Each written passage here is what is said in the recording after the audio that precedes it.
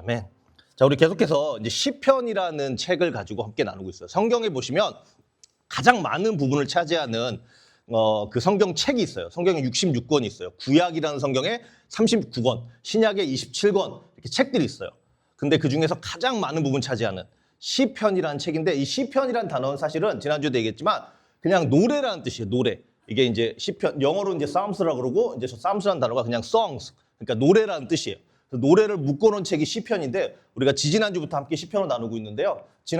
첫 주에는 이제 1편을 가지고 시작의 편지를 라는 제목으로 나눴었고, 지난주에는 시편 2편을 가지고 주님만이 왕이십니다. 정말 예수님만이 왕이셔서 그 모든 것, 다른 것들이 내 삶에 왕되는 것을 하나님께서는 보시고 비웃으신다고. 그래서 주님만이 왕되실 때 우리에게 참된 축복이 있다고, 그게 은혜 자체라고 은혜의 편지가 나왔고, 오늘은 시편 8편을 가지고 이제 감동의 편지라고 제목을 하고, 왜 도대체 이게 감동의 편지를 함께 나누려고 그래요. 그리고 이제 7주까지 쭉 이어지게 될 텐데요.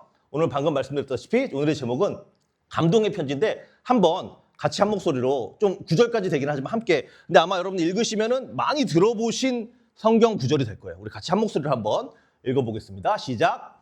여호와 우리 주여, 주의 이름이 온 땅에 어찌 그리 아름다운지요. 주의 영광이 하늘을 덮었나이다. 주의 대적으로 말미암아 어린 아이들과 젖먹이들의 입으로 권능을 세우시며 이는 원수들과 보복자들을 잠잠하게 하려 하심입니다. 주의 손가락으로 만드신 주의 하늘과 주께서 베풀어 두신 달과 별들을 내가 보오니 사람이 무엇이기에 주께서 그를 생각하시며 인자가 무엇이기에 주께서 그를 돌보시나이까. 그를 하나님보다 조금 못하게 하시고 영화와 종기로 관을 씌우셨나이다. 주의 손으로 만드신 것을 다스리게 하시고 만물을 그의 발 아래 두셨으니 곧 모든 소와 양과 질짐승 등이여 공중의 새와 바다의 물고기와 바닷길에 다니는 것이니이다. 여호와 우리 주여, 주의 이름이 온 땅에 어찌 그리 아름다운지요. 아멘. 일단 찬양도 할 텐데, 찬양으로도 유명한 이 시편 8편은 사실 다윗이 썼거든요. 다윗이라는 이제 성경 인물이 있어요. 다윗이 썼는데, 사실 이 시편이 얘기해주는 핵심 질문은 그겁니다. 도대체 나의 존재는 무엇인가? 인간의 존재, 나는 왜 존재하고 나의 가치는 도대체 무엇일까? 사실 여러분들이 살아가면서 그런 질문 해볼 수 있을 것 같아요. 물론 아직 이제 어린 친구들도 있고, 이제 뭐 여기 이제 청년 선생님들도 계시지만, 살다 보면은 나는 왜 존재하지? 내 가치는 도대체 무엇이지? 내가 인간으로서 어떤 가치를 가지고 있지? 조금 제가 좀 이렇게 좀 포장을 했지만은 나는 누구지? 약간 이런 생각을 한 번쯤은 하는 것 같아요. 그래서 오늘 근데 세상은 사람의 가치를 이런 것들로 보통 매길라 그래요. 그렇잖아요. 네가 성적이 좋으면 너는 좀 더 가치 있는 사람이고, 공부를 못하면 좀 가치 없는 사람이고, 돈이 많으면 정말 가치 있는 사람이고, 돈이 없으면 세상에서도 가치 없는 존재처럼 여기고, 외모가 좀 잘생겼으면은, 아니면 예쁘면은 정말 가치 있는 사람. 연예인들 정말 가치 있는 사람입니다. 저 사람은 뭔가 달라. 좀 우리랑은 수준이 달라. 이렇게 여기고, 좀 그렇지 못한 좀 외모가 생각나는 사람 있죠. 근데 그러면 안 돼요. 아무튼 좀 외모가 좀 그러면은 저 사람은 좀 가치가 떨어지는구나 이렇게 생각할 수도 있고, 아니면 뭐 능력도 있을 수 있고. 세상은 어쨌든 이런 거를 가지고, 어떤 요소들을 가지고 이것들이 너의 참된 가치다. 네가 이것이 가지고 있으면 네가 가치 있고, 이것이 없으면 너 동시에 가치가 없는 거다라고, 이렇게 가치를 통해서 이런 것들을 통해서 사람의 가치를 여기려 그래요. 그런데 그리고 거기다가 또 심지어 요즘에는 AI까지 나오잖아요. AI가 나오면 이제 벌써 이제 여러분들은 아직 그런 걱정 안 할지 모르지만, 사실 청년들이나 어른들만 해도 AI가, 컴퓨터가 내 직업을 뺏어가면 어떡하지? 그럼 난 더 가치가 없는 존재가 되는 건가? 그렇잖아요. 내가 예를 들어서 뭐 프로그래머인데, 컴퓨터 프로그래머인데 AI가 나보다 프로그램을 훨씬 잘해. 그러면 나는 회사에서 잘리게 되면 나는 백수라는 가치를 갖게 되는 건가? 나는 그럼 인간으로서 존재할 가치가 없나? 그런 시대에 우리가 살고 있는데, 사실 성경은, 그래서 다윗도 그 당시에도 2000년 그 전에도 3000년 전에도 비슷한 질문을 했던 것 같아요. 도대체 가치가 무엇일까? 그러면서 다윗이 고백하는 게, 도대체 사람이 무엇이기에 어떤 세상에 주는 그런 가치 외에 사람이 무엇이기에 창조주께서, 사람을 만드신 창조주께서, 하나님께서 이렇게 우리를 생각하시며 인자가 무엇이기에 주께서 돌보십니까? 라고 다윗도 질문을 하고 있는 거예요. 나의 가치가 무엇입니까? 내가 도대체 뭐길래? 물론 다윗은 왕이었지만 그렇지 않은 경우도 있었고 도망자일 때도 있었고 또 양치기일 때도 있었고 그런 거에 따라서 가치가 결정되는 게 아니라 그냥 사람이란 존재가 도대체 무엇이길래 인자가 무엇이길래 주께서 우리를 이렇게 생각하시면서 창조주 하나님인데 말씀으로 온 우주 만물을 창조하신 분인데 나를 이렇게 돌보시나. 그러니까 이게 시편 8편의 질문이고 그 질문에 대한 답을 오늘 한번 같이 찾아와 보려고 그래요. 근데 중요한 게 그 질문을 던졌을 때 아까 중간에 그 몇 절에서 나왔을 때 그 절에 사람이 무엇이간데 주께서 이렇게 우리를 생각하시면서 이렇게 돌보시나이까 했는데 다윗의 그 다음이 나는 왕이기 때문에 주께서 나를 돌보시는군요. 나는 하나님이 사용하시기 때문에 주께서 이렇게 생각하시는군요. 나는 주의 말씀을 잘 들으니까 이렇게 나를 사랑하시는군요. 이렇게 하지 않아요. 좀 이따가 보겠지만 그 가치는 거기서 우리를 중심으로 나오지 않아요. 그리고 그 시작이 1절에서 보면은 하나님으로 시작합니다. 하나님으로. 다윗은 질문은 있었지만 사람이 무엇이간데 어째 주께서 이렇게 생각하시나 했지만 사람으로부터 시작하지 않냐고 창조주 하나님, 근본이신 하나님으로부터 말씀을 시작해요. 그러면서 하나님을 먼저 높여드려요. 여호와 우리 주여. 주의 이름이 온 땅에 어찌 그리 아름지요. 대한민국의 땅에서뿐만 아니라 이 당시에 이스라엘 땅에서뿐만 아니라 미국 땅에서뿐만 아니라 온 땅에 주의 이름이 어찌 그리 아름다운지요. 여기서 말하는 아름답다라는 것은 그 이름이 동시에 아름답고 위대하다는 걸 의미하거든요. 근데 그 이름이라는 것은 그냥 내 이름이 예쁘다. 뭐 민지 이름 별로 예쁘진 않지만 어쨌든 뭐 그 이름이 뭐 온유 아니면 뭐 해솔이 그 이름이 예쁘다. 예뻐요. 예쁜데 이름 넌 내 외모가 예쁘잖아요. 좀 메이크업 했지? 괜찮았지? 그러니까 이름이 예쁘다란 그런 말이 아니에요. 그런 말이 아니에요. 뭐 누구 이름? 히틀러. 이름 안 이쁘잖아요. 그죠? 예를 들어서 뭐 서연. 그럼 서연도 역시 성격이 예쁘잖아요. 아니, 외모도 예쁘잖아요. 아무튼 근데 그런 의미가 아니에요. 여기서 말하는 이름이 아름답다는 것은 그 근본 그 자체를 얘기하세요. 그러니까 하나님 자신이 완벽하시고 아름다우시고 엄청나시다라는 걸 얘기해주고 있는 거예요. 그래서 하나님을 완전 높여드려요. 그래서 주의 영광이 하늘을 덮었나이다 이렇게 얘기하면서 설명을 해줘요. 왜 그런지를. 근데 이게 개역 개정으로 보면은 사실 아까 읽으셨지만 무슨 뜻인지 잘 이해 못할 수도 있잖아요. 그래서 제가 현대인의 성경으로 좀 쉬운 버전을 찾아봤더니 2절에 이렇게 됐대요. 주는 어린아이와 젖먹이를 통해서도 주를 찬양하게 하셨습니다. 주의 원수들이 이것을 보고 부끄러워 잠잠하게 하셨어. 그러니까 하나님이 얼마나 위대하시고 얼마나 아름다운 표현 좀 그렇지만 얼마나 위대하시고 크신 분이면은 어린아이를 통해서라도 그 원수들을 부끄럽게 하신대요. 근데 여러분 생각해보세요. 여러분 삶에 원수 있으세요 혹시? 원수는 뭐예요? 적. 나의 적은 많이 있을 수 있지만 나의 적이라고 내 원수라 그러면 어쨌든 나를 싫어하기도 하면서 내 자리를 빼앗으려고 하는 사람이 근본적으로 원수고 적일 수가 있어요. 스포츠 팀으로 여기면은 적이야. 예를 들어서 뭐 라이벌이야, 원수야. 그러면 얘가 우승했어. 그러면 왜 적이겠어요? 내가 우승하고 싶어 하잖아요. 그러니까 예를 들어 내 삶에서도 내 자리를 내가 어떤 남자친구가 있는데 얘가 좋아하던 사람이야. 근데 얘가 얘를 좋아해서 뺏으려고 그래. 그럼 얘는 나 적이 되는 거죠. 그렇잖아요. 적일 수밖에 없잖아요. 그러니까 내 자리를 뺏으려고 하는 사람이 적인데 하나님이 얼마나 크고 위대하시냐면 있는 힘을 다해서 그 적을 무찌르는 게 아니라 어린아이를 통해서도 그 적을 부끄럽게 할 수 있는 분이 하나님이시라는 거예요. 그만큼 위대하시다라는 거예요. 그러니까 마치 이런 거예요. 우리가 이제 보통 좀 이따 축구도 하겠지만 축구할 때 가위바위보에서 팀 뽑을 때 있잖아요. 그래서 이제 두 명이서 가위바위보 하잖아요. 가위바위보 해서 뭐 좀 잘하는데 나는 뭐 저기 윤영이 뭐 그다음에 뭐 누구 해서 잘하는 사람도 되게 뽑아가잖아요. 근데 하나님은 가위바위보에서 이기던 지던 애기들만 뽑는 거예요. 자, 애기, 라온이, 뭐 시온이 뭐 이렇게 애기들만 뽑아놓고서 저쪽 팀은 뭐 윤영쌤, 요셉쌤, 호재쌤 있는데 시온이랑 라온이가 이기는 거야. 하나님이랑 그 팀에 있으면 그 정도 수준인 거야. 이해가 더 쉬우시죠. 그렇게 되니까. 그러니까 하나님은 그만큼 어린아이를 통해서라도 어떤 대절이라도 무찌를 수 있을 만큼 위대하신 분이라는 거. 그렇게 하나님이 누구신지 얼마나 위대하신지를 선포해 놓고서 그 다음에 이제 질문을 하죠. 주의 손가락으로 만드신 주의 하늘과 주께서 베풀어 두신 달과 별들을 내가 본다. 자, 다윗이 왜 여기서 갑자기 달과 별들을 얘기했을까? 다윗이 천문학 쪽에 빠져 있었나? 아니면 과학자였나? 그건 아니에요. 근데 여러분들 혹시 밤에 한국은 모르겠어요. 한국은 조금 뭐라 그러지? 미세먼지가 좀 많아서 별들 잘 안 보이잖아요. 근데 저 이제 미국에서 자랐기 때문에 미국은요, 밤에 나가잖아요, 밖에? 그러면은 진짜 별이 정말 많이 보여요. 정말 깨끗하게 많이 보여요. 근데 그 별들을 보면서 저같이 극티인 사람도 가끔 보면서 도대체 저 별은, 저 멀리 있는 저 별은 저렇게 예쁘게 반짝반짝거리고 정말 그 크고 위대한데 와, 저거 누가 만드셨지? 왜 저기 있지, 저 별은? 진짜 아름답다라는 생각을 하게 되거든요.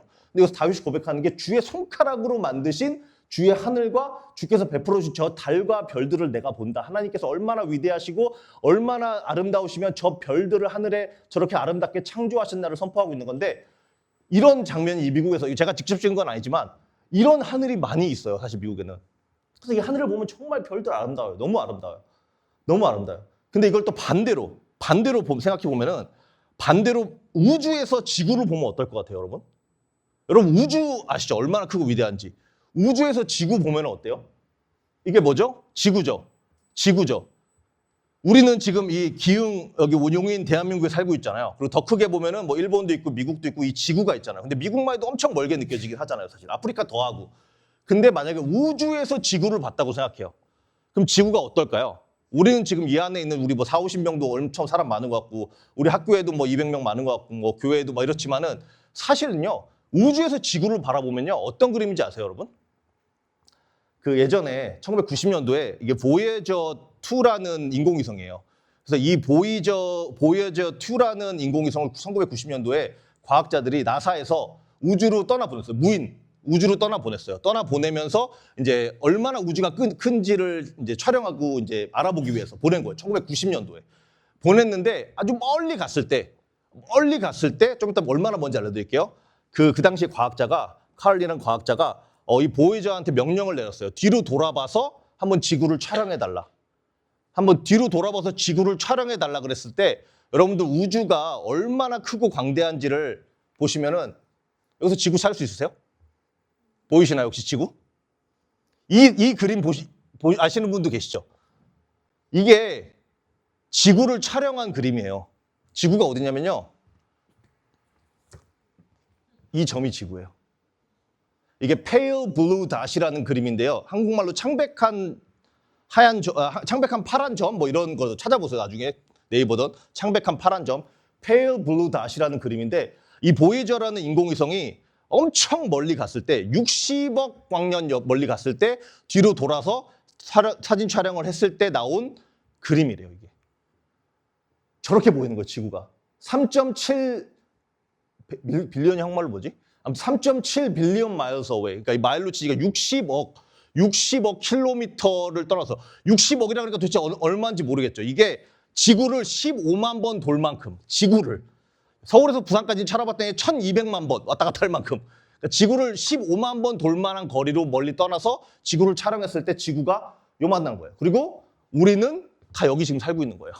사실 우리는 내 세계가 엄청난 것 같죠? 우리 교회, 우리 학교, 내 가족 엄청난 것 같죠? 사실 그것만 더 떠나서 내 회사, 제 회사에 5,000명 있어요. 대단한 것 같죠? 멀리서 보면요. 우리는 이 점 안에 다 살고 있는 거예요. 저기 지금 저기. 그러면서 이 칼 세이건이라는 이 학자가 이렇게 얘기를 했어요. 제가 여기서 말한 영어를 한국말로 좀 번역을 해서 봤었는데 이렇게 얘기를 하더라고요. 자, 다시 그 점을 생각해 보십시오. 저것이 우리 고향입니다. 저것이 우리입니다. 우리가 사랑했던 모든이, 우리가 알았던 모든이, 우리가 들어봤던 모든이, 존재했던 모든 인간이 저곳에서 그들의 삶을 살았습니다. 우리의 모든 기쁨과 고통, 수천 년의 자신감 있는 종교 이념, 경제 독트린, 모든 사냥꾼과 약탈자, 모든 영웅과 겁쟁이, 모든 문명의 창시자와 파괴자, 모든 왕과 농민, 사랑에 빠진 모든 젊은 커플, 모든 어머니와 아버지, 희망의 차나이, 발명가, 탐험가, 모든 도덕교사, 모든 부패한 정치인, 모든 슈퍼스타, 모든 최고의 지도자, 인류 역사 속의 모든 성인과 죄인이 태왕 광손 속에 부유하는 먼지의 티끌 위에 살았습니다. 라고 얘기하면서 뭐라고 얘기하냐면요. 우리가 그토록 절대적이라 믿었던 모든 가치와 갈등이 우주적 관점에서 볼 때는 한 줄기 빛 속에 흩날리는 먼지 티끌만큼이나 미세하고 무의미하다는 충격을 던진다라고 결론을 내더라고요. 그런데 여러분, 사실은 우리가 이 그림을 보면서 그러니까 우리가 정말 무의미하구나. 저렇게 멀리서 보면 아무것도 아닌 티끌만큼 먼지 같은 곳에 우리가 다 살고 있는데 여기서 아웅바둥하고 우리는 아무것도 아니구나 라는 게 우리가 내려야 될 결론이 맞을까요? 그거를 다른 관점에서 보잖아요. 다른 관점, 하나님의 시야로 보잖아요. 저렇게 먼지 티끌과도 같은 이런 지구상에 살고 있는 우리, 여러분 한 분 한 분을 위해서 하나님이 직접 이 땅 가운데 오신 거예요. 대단한 거예요, 사실은. 우리는 지구를 봤을 때는 엄청난 것 같지만 이 지구를 생각하니까 지구의 온 인류 70억 인구를 위해서 주님이 오셨구나 생각하지만 사실은 하나님의 관점에서는 우리는 모르지만 태양계에 뭐가 있을지 모르잖아요. 근데 하나님의 관점은 이거보다 더 넓을 거예요. 근데 정말 저 먼지만 저기 살고 있는 우리를 위해서 하나님이 당신의 아들을 독생자를 보내셔서 여러분들을 사랑하셔서 이 땅 가운데 보내시고 내가 너를 이름으로 안다로까지 얘기하시는 거예요. 이게 하나님의 높고 위대하심이고 이게 하나님의 사랑이에요. 그렇기 때문에 인간의 가치는요, 여러분, 절대로 여러분들의 외모, 성적, 명예 이런 걸 통해서 이루어지는 게 아니에요. 하나님이 그런 걸 통해서 여러분들을 선택했으면은 저 티끌 같은 곳에 절대 오시지 않았을 거예요. 근데 하나님이 왜 온 우주 만물을 말씀으로 창조하신 하나님이 왜 저 티끌 먼지와도 같은 곳에 그 안에, 심지어 저것도 아니에요. 그 안에 살고 있는 우리 한 명 한 명을 위해서 찾아오셨을까? 왜 오셨을까? 사람이 무엇이간데 주께서 우리를 생각하시며 인자가 무엇이간데 주께서 우리를 돌보시나이까? 그 고백의 답은 하나님은 우리를 사랑하셨는데 주의 형상으로 지으셨기 때문에 그를 하나님보다 조금 못하게 하시고 영화와 존귀를 관을 씌우시나이다 하셨는데 이 5절에 지금 4절에 대한 답이 바로 5절에 이렇게 얘기를 해요. 4절에 사람이 무엇이간데 주께서 그를 생각하시며 인자가 무엇이간데 주께서 그를 돌보나이까 하고 그 다음에 우리가 생각하는 논리적인 답이 아니라 그를 하나님보다 바로 하나님으로 다시 가는데 이게 영어로 보시면 yet 그럼에도 불구하고 저 먼지와 티끌 같은 존재임에도 불구하고 you have made him 하나님이 우리를 그렇게 만드셨다. 저게 키예요. 하나님이. 그러면서 얘기하시죠. 주의 손으로 만드신 것을 다스리게 하시고. 근데 이 구절도 사실 뭐 교회 처음 오신 친구들도 있지만 많이 보던 구절이죠. 주의 손으로 만든 것 다스리게 하셨다. 이게 어디서 나왔냐면 창세기에 나옵니다. 1장 26절에 보면 창세기에 처음에 하나님이 천지를 창조하실 때 하나님이 이르시되 우리의 형상을 따라 우리의 모양대로 우리가 사람을 만들고 그로 바다의 물고기와 바다의 새와 가축과 온 땅에 기는 모든 것들을 다스리게 하자 하시고. 자, 주의 손으로 만드신 모든 것을 다스리게 하는 것은 하나님께서 우리에게 맡기신 일인데 왜 맡기셨냐면은 하나님이 아까 똑같아요. 왜 이 먼지 티끌 같은 곳에 찾아오셨냐? 하나님이 당신의 형상으로 저와 여러분을 만드셨기 때문에. 그게 여러분의 참된 가치예요. 여러분들이 잘 나가던 돈을 많이 벌건 공부를 잘하던 못하건 잘생기건 못생기건 그게 여러분들의 가치를 얘기해 주는 게 절대 아니에요. 여러분들은 그냥 하나님의 형상으로 지으심을 받았다는 이유 하나만으로 충분히 가치 있는 존재이고 누구도 불구하고 우리의 어떤 기준에 떠나서 누구도 심지어 내 학교에서 왕따 당하는 그 친구도 하나님의 형상으로 지음을 받았기 때문에 똑같이 사랑받아 마땅할 존재라는 거예요. 지금 여러분들의 삶은 어떠시냐 한번 생각해 보세요. 이거를 남은 그렇게 생각하지만 나 자신도 여러분들도 내 자신을 생각할 때 나는 좀 공부를 잘하면 내 어깨가 좀 올라가고 내가 좀 공부를 못하거나 좀 뭐가 말썽 피우고 그러면은 몸이 아프면은 가치가 없는 것 같고 그게 하나님이 우리를 바라보시는 시야가 아니에요. 그러셨으면 하나님 절대 저 티끌 같은 먼지 같은 곳에 안 찾아오셨을 거예요. 하나님은요, 여러분들 사랑하시는데 왜 사랑하시냐면 당신의 형상으로 지음을 받았기 때문에 당신의 형상으로 만드셨기 때문에 그것만으로 충분한 거예요. 자기 자신을 드릴 만큼. 근데 중요한 게 하나님의 형상이라고 그랬을 때 다른 여러 가지 의미가 있지만은 하나님을 닮았다라는 의미가 있거든요. 하나님 닮았다는 것. 근데 우리는 사실 하나님이 천지 창조하시고 하나님 형상으로 지으시고 온 가축과 생물들을 다스리라 하는데 사실 인간은 창세기 3장에 보면은 죄를 짓습니다. 하나님의 명령을 어기고 이제 죄가 세상에 들어와요. 그러면서 아름답게 다스리던 이런 인간의 어떤 다스림 세계 속에서 죄가 들어오자 그걸 악용하기 시작해요. 그래서 인간은 다스리는데 힘과 권력을 얻게 되면은 사랑으로 다스리고 약한 자들을 품어주는 게 아니라 죄를 이용해서 다스려서 내가 더 잘 나가게. 죄를 어떻게든 무너뜨려서 내가 더 성장하게. 이런 식으로 다스리기 시작합니다. 죄가 사람을 그렇게 만들어서. 근데 그게 끝이 아니고 그런 하나님을 사랑은 또 그걸 가만두지 아니하시고 참된 하나님의 형상이신 예수 그리스도를 보내주셨어요. 아까 제가 말씀드린 하나님의 독생자, 아들. 예수님을 보내주셔서 진짜 하나님의 형상으로 다스리는 것이 어떤지를 직접 보여주셨어요. 그래서 오셔서 예수님은 왕이시거든요. 힘과 능력이 있으신 분인데 그걸로 우리 인간들처럼 남을 이용하고 남용하고 부시고 망가뜨리고 넘어뜨리고 하는 게 아니라 모든 힘을 다 가지셨지만 섬겨주시고 가장 낮아주셔서 약한 자를 찾아가시고 병든 자를 고치시고 이것이 참된 하나님의 형상으로 지으심 받은 하나님을 닮은 참된 하나님의 그 형상에 다스리는 모습이다를 예수님께서 직접 보여주신 거예요. 그리고 우리가 그 예수님을 믿었을 때 우리 또한 그 예수님을 닮아서 우리도 이제 더 이상 우리도 내가 가진 권력으로 힘으로 다른 사람들을 이용하고 남용하고 무너뜨리고 좌절시키고 하는 것이 아니라 이웃을 섬기고 병든 자를 돌보고 약한 자를 일으켜 세우고 학교에서 조금 소외받는 친구들을 으쌰으쌰 해주고 그리고 가장 중요한 게 물론 복음도 전하고 그렇게 살아갈 수 있게 만드는 존재가 우리고 그럴 때 우리는 정말 참된 가치, 하나님의 형상으로 지음받은 정말 존귀한 자로서 이 땅을 걸어갈 수 있게 되는 거예요. 그래서 다윗이 얘기한 그 질문, 사람이 무엇인가인데 주께서 그렇게 생각하시며 사람이 무엇인가인데 주께서 우리를 돌보시나이까. 우리는 가치 있는 존재기에. 근데 왜 가치 있어요? 우리는 하나님의 형상으로 지으심 받은 자들이기 때문에. 두 개예요. 여러분들 스스로 가치, 절대 자존감 낮아지지 마세요. 여러분들이 지금 어떠한 상황에 있어도 하나님 여러분 똑같이 사랑하시고요.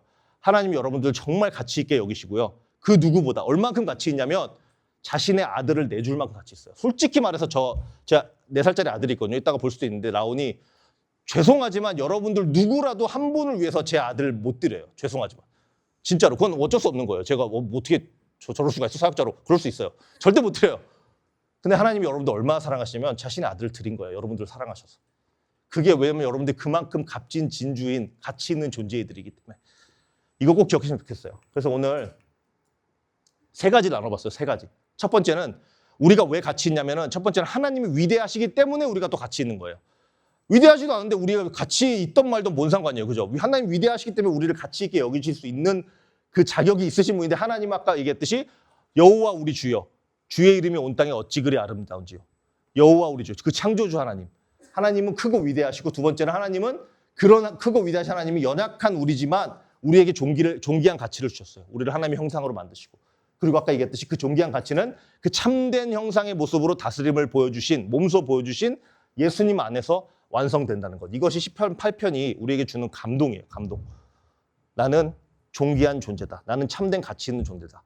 내 어떤 인지도, 성적, 돈 이런 것이 내 가치를 판단하는 것이 아니라 오직 나는 하나님 형상으로 지으심 받은 하나님의 사랑한 자녀이기 때문에 나는 가치 있는 존재다. 그래서 오늘도 여러분에게 이거 뭔지 아시죠? 마지막으로. 뭔지 아세요? 뭐예요? 맞아요. 다비드상이라는 상이에요. 정말 유명한 거죠. 이게 미켈란젤로가 만든 조각상이잖아요. 근데 이 다비드상이 비하인드 스토리가 있어요. 다비드상이 그 당시에 많은 조각자들이 이제 그 이걸 만든 이제 조각을 할 거 아니에요? 돌이 있었는데 버려진 돌이었대요, 원래. 이 다비드상을 만든 돌이. 그래서 어떤 조각자를 또 저 돌을 쓸 수 없어. 흠이 많아서 안 썼대요. 근데 미켈란젤로가 저 돌을 가지고 흠이 많지만 저 돌을 가지고 내가 한번 해볼게 해서 만들었어요. 그게 오늘날의 다비드상이 된 거예요. 제일 유명한 어떻게 보면은. 그죠? 저 이태 가시면은 사실 많은 어떤 그 조형물들이 있는데 사람 다 다른 거 안 봅니다. 다 다비드상만 보러 가요, 거의. 줄 서서. 근데 여러분 한번 생각해 보세요. 만약에 다비드상이 생각을 할 수가 있어요. 만약에. 근데 생각하는데 이렇게 생각한다고 해보세요. 내가 얼마나 멋있는지 봐라. 나 다비드상이야. 나 다비드상이야. 나 얼마나 멋있는지 나 좀 봐봐. 몸은 좀 다르지만. 그렇게 한번 생각해 보세요. 뭐라 그랬어요, 여러분? 야, 네가 너 만든 거 아니잖아. 너 미켈란젤로라는 명인이 너를 만졌기 때문에 네가 그렇게 멋있어진 건 네 스스로 너를 만든 게 아니야. 좀 겸손해져 라고 얘기하겠죠. 동시에 근데 만약에 다비드상이 나는 버려진 돌이었는데 나는 아무 쓸모짜기도 없는 아무 가치도 없는 난 버려진 돌이었어. 그렇게 생각한다면 너 다비드상이야. 야, 사람들 전 세계에서 와서 돈 내면서도 줄 서서 너 보이는데 네가 그렇게 좌절해서 되겠니? 너 다비드상이야. 우리도 마찬가지예요. 우리도 흠 있는 돌이었어요. 하지만 미켈란젤로보다 비교할 수도 없는 명인인 하나님의 손에 우리가 맡겨졌기 때문에 그 흠 있는 우리가 다비드상과는 비교도 없는 하나님의 가치, 하나님의 아들을 주신 만큼 그 가치를 입은 존재로 우리를 만들어 주셨어요. 그러니 여러분, 방금 제가 예를 들은 2개 그런 생각하지 마세요. 막 교만해서 내가 누군데 아무리 여러분 나중에 잘 나가도 분명히 여기서 굉장히 잘 되실 분 있을 거거든요. 아무리 잘 나가셔도 다비드처럼 나 다비드상에 하지 마세요. 하나님의 손에 붙들렸기 때문에 여러분이 이렇게 잘 된 거예요. 동시에 여러분들이 아무리 정말 절망 가운데 있어도 다 끝난 것 같아도 난 버려진 돌인데 하지 마세요. 하나님이 여러분들 붙들으셨으면 다비드상보다 훨씬 더 유명한 명작으로 이미 만들어 주셨어요. 그렇기 때문에 겸손하실 줄 아시고 교만하지 마시는 하나님의 손에 붙들린 참된 하나님의 걸작품이 되시기를 주님의 이름으로 축원합니다. 마지막으로 이렇게 한번 우리 같이 고백했으면 좋겠어요. 방금 제가 얘기한 거를 이렇게 간추려봤어요. 여기에 자기 이름을 넣어서 한번 같이 읽어볼게요. 자, 자기 이름을 넣는 거예요. 땡땡땡 하지 마시고 이름이 땡땡땡이면 이렇게 하셔도 돼요. 아니면 자기 이름 넣으세요. 자, 시작. 나 김상욱은 하나님의 형상으로 지음받았고 예수님의 피값으로 산 존귀한 존재이다. 아멘. 자, 자, 오늘도 세 가지 적용 제목을 들어볼게요. 첫 번째는 이번 주 거울을 볼 때마다 내가 아무리 부끄러워도 아무리 뭐 좀 낮아질 것 같아도 나는 사랑받는 하나님의 형상이다라고 고백해보세요. 나는 하나님 사랑받는 온 우주 만물 지으신 그 아까 봤던 그 우주 그 사진처럼 그것을 말씀으로 지으신 하나님의 형상이다. 고백해보시고 두 번째로는 그렇지. 내 친구, 가족, 주변 사람, 이웃들에게 하나님의 형상으로 존중해 주세요. 제가 아까 말씀드렸죠. 지금 여러분 학교에서 왕따 되는 그 친구도 그 친구가 뭐 잘못된 성격이 안 좋아서 그럴 수도 있겠지만 동시에 그 친구조차도 하나님의 형상으로 충분히 가치가 있는 사랑받을 가치가 있는 여러분 똑같은 하나님의 형상 받은 존재들이에요. 누구든지 특히 소외된 자들 찾아가셔서 그들을 똑같이 대해주세요. 사랑으로. 예수님이 그러셨잖아요. 마지막으로 약한 자를 돌보시는 예수님을 닮아서 사랑으로 한번 반응해 보세요. 누구에게든지. 이 안에서도 좋고 집에서도 좋고 학교에서도 좋고 직장에서도 좋고 누군가 찾아가서 너도 충분한 가치가 있는 사람이야. 왜? 하나님의 형상으로 널 만드셨기에. 이거를 실천해 보시는 이번 한 주가 되길 바랍니다. 우리 같이 마지막으로 찬양하고 마칠 텐데요. 찬양하실 때 이 찬양은 사실 가사가 어렵지 않아요. 왜냐? 이 시편 8편을 그대로 가사로 풀어놨어요. 그래서 생각하실 때 한번 이렇게 생각했으면 좋겠어요. 방금 읽었던 우리 시편 8편 여호와 우리 주여 주의 이름이 온 땅에 어찌 그리 아름다우신지요. 정말 그 높으신 하나님을 고백하시고 인자가 무엇이간 나중에도 고백하거든요. 내가 무엇이간 도대체 그 높으신 하나님께서 나를 생각하셨습니까? 그 이유 우리 배웠잖아요. 하나님의 형상으로 지음받았기 때문에. 우린 그 자체로 가치가 있다는 것. 한번 가사를 생각하시면 다 같이 일어나셔서 같이 찬양하시고 기도하고 마치도록 하겠습니다.